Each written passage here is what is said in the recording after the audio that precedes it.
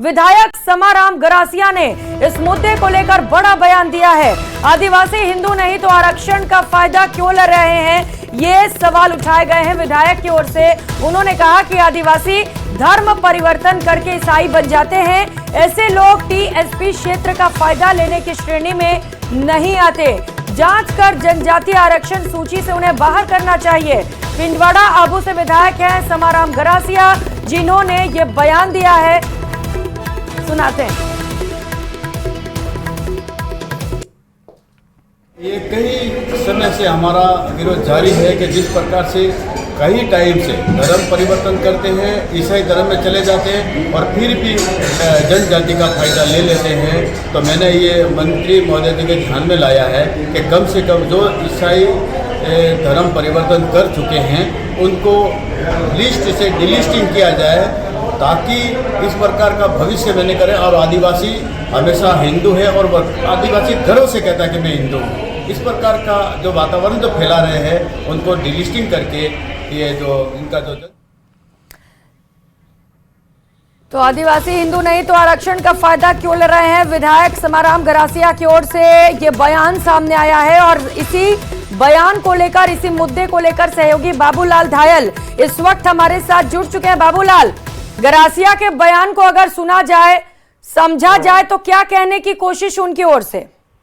जी देखिए, मेरे साथ इस वक्त समाराम गरासिया खुद मौजूद है और उन्हीं से आप सवाल कीजिएगा। समाराम जी, सवाल ये स्टूडियो से कि आज आपने सवाल उठाया है कि जो आदिवासी अपने आप को हिंदू नहीं मानता तो उसको रिजर्वेशन भी नहीं मिलना चाहिए। जो आपकी चिंता है वो किस तरह की, और इस बाबत आप कहना क्या चाहते हैं? बस इस बात की ये चिंता है कि जो अपने आप को हिंदू मानते नहीं है, हिंदू नहीं मान रहे हैं, तो उसको मतलब किस बात का फायदा, उनको फायदा नहीं देना चाहिए, डिलिस्टिंग किया जाए। ये कई वर्षों से हमारे वनवासी कल्याण परिषद से भी आवाज उठी है और इसका हम पुरजोर विरोध करते हैं। आदिवासी हिंदू है और वो गर्व से अपने आप को हिंदू कहता है, और जिस प्रकार से जो अपने आप को हिंदू नहीं समझते, ईसाईकरण जो हुए हैं, उनको लिस्ट में से नाम हटाया जाए, ये मंत्री जी के ध्यान में मैंने लाया है। तो आपने जैसा सुना, आज कई डेवलपमेंट हुए इस मामले को लेकर। मानगढ़ में आदिवासियों की एक बड़ी सभा हुई, इसको जो भारतीय आदिवासी पार्टी है उसकी ओर से ये सभा थी एक तरह से, जिसमें राजकुमार रोत आए और उन्होंने कहा कि हम लोग हिंदू नहीं है, अलग भील प्रदेश की मांग करते हैं। और इसी मुद्दे पर विधानसभा के भीतर भी भील प्रदेश की मांग उठाई थावरचंद डामोर, जो कि बीएपी के विधायक है, उनकी ओर से। साथ ही जो बाबूलाल खराड़ी टीएडी के मंत्री हैं, और आज इस मुद्दे पर ही विधानसभा में चर्चा हो रही है। तो और जो विधायक हैं, खास तौर से बीजेपी के हैं, दूसरी पार्टियों के, वो भी इस मुद्दे पर कुछ न कुछ बोलते हैं। लेकिन थावरचंद डामोर ने तो ये कहा कि भील प्रदेश हमारा अधिकार है और हम इसे लेकर के रहेंगे। 4 राज्यों के आदिवासियों के 56 जिले जो है बहुल, जो आदिवासी बहुल है, उनको जोड़ करके और आदिवासी राज्य बनाया जाना चाहिए, भील प्रदेश बनाया जाना चाहिए। तो आज बहुत सारे डेवलपमेंट हैं, क्योंकि आज इस मुद्दे पर टीएडी यानी कि ट्राइबल एरिया डेवलपमेंट के मामले पर सदन में अनुदान मांगों पर चर्चा हो रही है। और इस मुद्दे का जो बाप पार्टी है वो फायदा उठाना चाहती है, वो अपने आप को आदिवासियों के बीच में और ज्यादा लोकप्रिय बनाने की कोशिश है। लेकिन जो बीजेपी से जुड़े हुए विधायक हैं वो इसका विरोध कर रहे हैं। वो ये कह रहे हैं जी से ये सवाल भी पूछिएगा, चूंकि विधायक हैं वो, और वो कह रहे हैं कि धर्म परिवर्तन हो रहा है, कोटा भी नहीं मिलना चाहिए अगर वो धर्म परिवर्तन कर रहे हैं। ऐसे में सवाल ये है कि आदिवासी जो समाज की ओर से मांग की जा रही है प्रदेश बनाने की, उसे किस तरीके से सरकार देखती है? हाँ जी, देखिए, ये खुद भी आदिवासी विधायक हैं और माउंट आबू और पिंडवाड़ा की जो सीट है वहां से लगातार समाराम गरासिया चुनाव जीतते हुए चले आ रहे हैं, बहुत ही लोकप्रिय है उस इलाके में।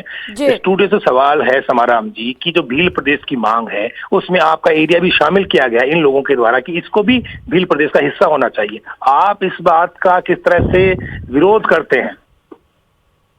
जी, हम इस बात का विरोध करते हैं कि भील कोई एक ही समुदाय नहीं है। वहाँ भील भी होते हैं, मैणा है, गरासिया है, कातोरी है, शहरिया है, सभी आदिवासी है। सामूहिक नाम आता है। कोई भील प्रदेश क्या होता है और कोई 5-7 जिलों से कोई प्रदेश बनाया जाता है, ये असंभव है। और ये कोई भील प्रदेश बनना मुश्किल है। थावरचंद जी विधानसभा के सदस्य हैं, उन्होंने जो बात रखी है हम उनका घोर विरोध करते हैं। असंभव है, कभी हो ही नहीं सकता, क्योंकि ऐसा कोई संभव ही नहीं हो पाता है कि भील प्रदेश कोई नाम मात्र कोई एक जाति नहीं होती है, और ये जाति 8 इस एसटी में शामिल जाति हैं। इस प्रकार का कोई ये असंभव है और हम इसका पुरजोर विरोध करते हैं। असंभव वाली बात है। ठीक है, बहुत शुक्रिया आपका समाराम गरासिया जी न्यूज़ 18 के साथ जुड़ने के लिए। बाबूलाल, आपका भी बहुत शुक्रिया। तो गरासिया जी हमारे साथ जुड़े हुए थे, जो कह रहे हैं कि आदिवासी हिंदू नहीं तो आरक्षण का फायदा क्यों ले रहे हैं, और साफ तौर पर जो मांग की जा रही है आदिवासियों की ओर से, जो मुद्दा गरमाया हुआ है, उसका विरोध भी करते हुए नजर आए।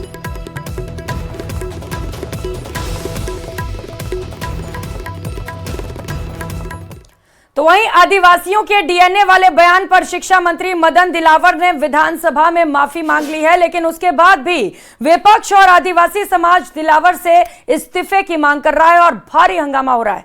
ये रिपोर्ट देखिए।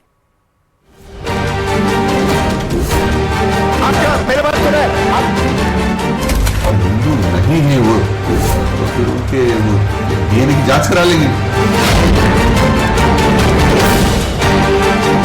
मदन दिलावर के इसी बयान पर प्रदेश की सियासत में हंगामा है। आदिवासियों के डीएनए कराने की बात को लेकर सियासत का बाजार भी गर्म है।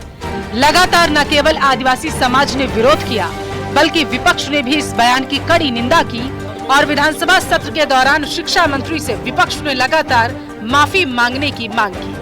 सुनना पड़ेगा, बैठो, आपका मेरे बात सुने, आपका नीचे पे आप जा सकते हो। मैं संक्षिप्त कर रहा हूँ। लेकिन शिक्षा मंत्री मदन दिलावर के बयान पर चला रहा घमासान आखिरकार पटापेक्ष हो गया। सदन में विपक्ष की ओर से लगातार किए जा रहे विरोध के बीच शिक्षा मंत्री मदन दिलावर ने विधानसभा की कार्यवाही शुरू होने के साथ ही अपने बयान पर खेद प्रकट कर दिया। विधानसभा की कार्यवाही शुरू हुई। विधानसभा अध्यक्ष वासुदेव देवनानी ने प्रश्नकाल शुरू होने से पहले कहा कि शिक्षा मंत्री मदन दिलावर 2 मिनट अपनी बात को कहना चाहते हैं। सभी शांति से उनकी बात को सुने। इसके बाद शिक्षा मंत्री मदन दिलावर सदन में खड़े हुए और खेद प्रकट किया। इसके बाद विपक्ष ने अपने विरोध को वापस ले लिया। तो मैं खुद आदिवासी हूँ, क्योंकि मेरे पिताजी शाहबाद के शहरी क्षेत्र में, मेरे दादाजी वगैरह सब सीताबाड़ी के जंगलों में निवास करते थे, वहीं उनका मकान था। और इसलिए आदिवासी समाज के लिए मेरे मन में बहुत सम्मान का भाव है। ये हिंदू समाज का श्रेष्ठ अंग है। इनके बारे में नकारात्मक भाव रखना मैं नहीं मानता हूं, और इसलिए मैं विपक्ष को या किसी आदिवासी बंधु को जो मेरी जाति के हैं, उनको कोई कष्ट हुआ मेरे बोलने से, मेरे बात करने से या कोई शब्दों से, तो मैं खेद प्रकट करता हूँ। इसके बाद प्रश्नकाल के दौरान शिक्षा मंत्री मदन दिलावर के विभाग से लगे सवाल जवाब पर विपक्ष ने किसी भी तरीके का कोई हंगामा नहीं किया। वहीं माफी मांगने के बाद विपक्ष ने दिलावर को पहले ही माफी मांगने की नसीहत दी। मंत्री जी को खेद बहुत पहले प्रकट कर देना चाहिए था। जिस प्रकार की भाषा का उपयोग उनने किया था वो गलत था। हमें कोई ऐसा शब्द नहीं बोलना चाहिए कि जो किसी दूसरे धर्म, जाति, समाज, समुदाय, व्यक्ति को बुरा लगे। और मंत्री जी ने कहा, माफी मांगी, मैं उनको धन्यवाद देता हूं, क्योंकि माफी मांगने से कोई आदमी छोटा नहीं होता है, ये बड़प्पन ही है। इसके लिए मैं उनको धन्यवाद देता हूं। बांसवाड़ा सांसद राजकुमार रोट ने कहा कि मानगढ़ धाम पर लाखों की संख्या में एकत्र हुए आदिवासी समाज का दबाव है, जिसके चलते उनको माफी मांगनी पड़ी। मदन दिलावर जी को अगर गलत लग रहा था बोलने के 2-4 दिन बाद ही माफी मांग लेते।